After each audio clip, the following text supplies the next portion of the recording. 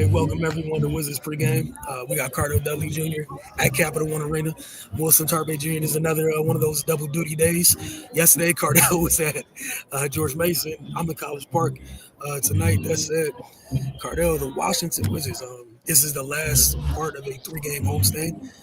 We've been here for every stop. The 2 previous games, we've seen Washington. They beat. Oh, goodness. All right, here we go. So Washington has the Suns tonight. The Suns are 18-13. Washington just finished beating the Raptors 138-117. Then the Grizzlies 160-112, which we saw last night. So Washington hold on late to get that one. That's it. When you're a single-digit win team, all wins are good wins. Not going to nitpick about the fact that you had to hold on, even though maybe you shouldn't have. That's it. They swept the Grizzlies season series, getting that 2-0. The Suns are currently on a 3-game win streak, having knocked off the Lakers at home before beating the Pelicans in back-to-back road games. They're second in the Pacific Division and 7th in the West overall, Phoenix is. As far as the injury report goes, the Suns are going to be without Grayson Allen, Jalen Green, and Ryan Dunn is a game-time decision. Mark Williams is out because of the suspension. If you guys weren't aware, he got into a little bit of fisticuffs with Jose Alvarado with the Pelicans. For the Wizards, they'll be without Corey Kispert, no Chris Middleton, no Keyshawn George, and no Ken Whitmore. So, Cardell, as always, before we get to the keys of the game, what dangers do the Suns present the Wizards as Washington tries to go 3 for 3 on this homestand? We can obviously just start with Devin Booker, one of the top players in the game, one of the top shooting guards in the game. Everything is kind of predicated off him offensively. We all know he's a 3-level scorer. He's an assassin. He's a killer. Gets to the free throw line. A lot, 8.4 attempts a game, makes 7, shoot 85%. But he's also a hell of a facilitator, averages 6.5 assists a game. He can rebound as well. 4.2, just a complete player, man. You know what I mean? I'm not gonna say he's the most stout elite defender, but he's not booty. He's solid. He'll hold up, and they're a tough team to deal with when they're locked in defensively. Coming into this game, they're top 10 3-point shooting attempts and makes.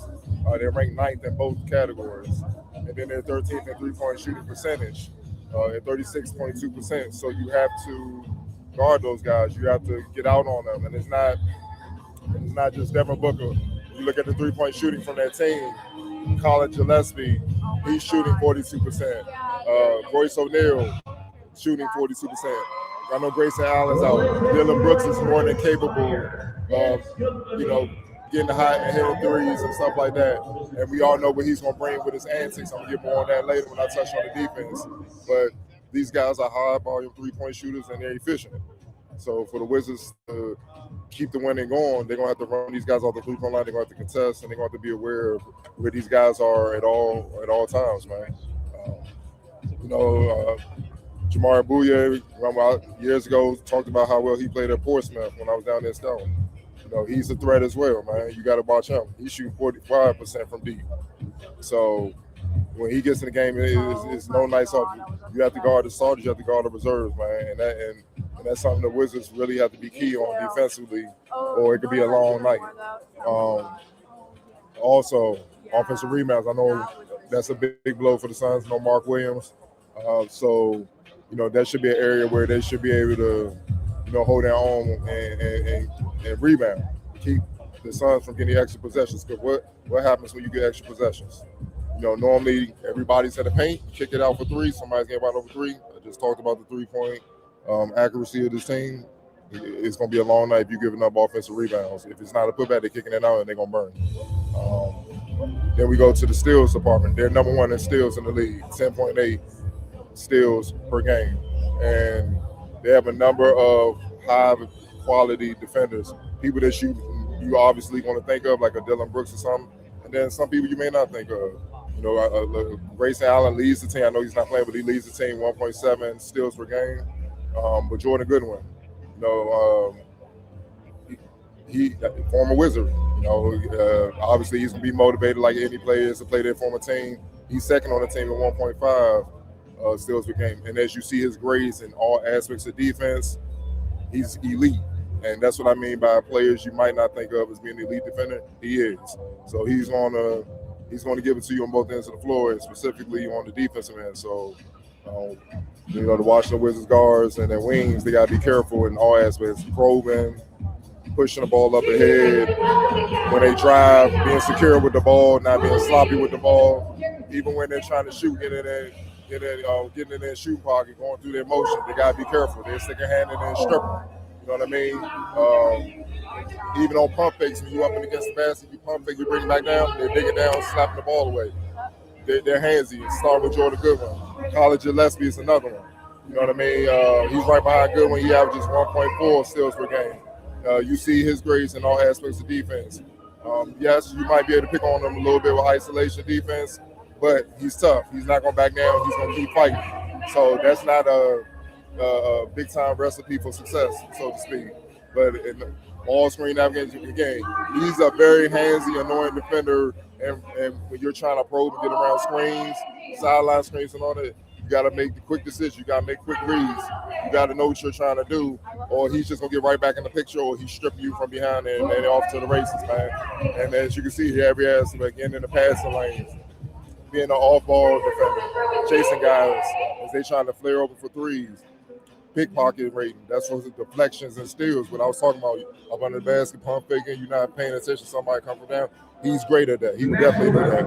So you have to be aware of these guys. And last but not least, man, we're not even on Dylan Brooks. He's a hell of a defender. And that gets lost with the antics, but that's what he wants you to do. He wants to get you out your game. Old school basketball, you get play on the playground, concrete. That's what we dealt with all the time in our era. So he's just bringing that to the forefront in today's era. He doesn't back down. ISOing him is not going to work. As you can see, A+ elite ISO ball defender. But ball screens, you can get him. He likes to. He's not the most poised at times. Sometimes the antics get to him and he gets off his game. So the best thing for the Wizards is if he wants to get in play that game today, you got to stay within yourself and just keep playing. Don't fall for it. Just stay within your game and keep playing. And then you can have a little bit of success against Dylan Brooks one-on-one, so to speak. But play the team game and all that, defend, and you should be good. But look, the Suns, they're a hell of a defensive team, man. They're 13th in the league.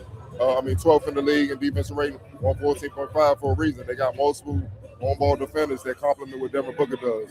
Now, I'm eager to see how they look with no Mark Williams behind them, who's a problem in anchoring the defense in the paint. So we're going to see how that changes a bit. But outside of that, look, just execute on both ends of the floor. Keep doing what they've been doing. And one thing the Wizards does have an advantage is their pace. The Phoenix is 23rd in pace. They don't like to get up and down like that. They like to operate more in the half-court offense unless it's just an obvious transition type of deal. But the Wizards are constantly trying to get up and down. So if you're getting up and down, you're getting stops, you're getting up and down scoring, you don't have to go against the set defense that plays into your hands. And I think that's something the Wizards are trying to utilize, get out and run, so you don't have to face that ball in the half-court defense. Hey, man, I'm with you. Definitely got to be on it from a decisions-making standpoint. You don't want it. Some of the things that they did in last night's game that made last night's game difficult in terms of not taking care of the ball is how you can lose a game. You can get aired out tonight by not taking care of the ball. So that's something that they need to be on top of. Memphis didn't take full advantage of every turnover, every wonky turnover, things of that nature. For all the reasons you listed, there were very nice, colorful graphics up there for you guys. Take care of the ball. Bad things will happen. Take care of the ball, and continue to rebound the ball well. That's something they've done over the last couple of nights, or so far through this homestand. Continue to do that. That duo of Sarah Bagley has been very productive, and both of those games at home so far. But you had anything else to add? Because there's a lot of boxes. You gave the folks something to keep an eye on as they watch tonight's game.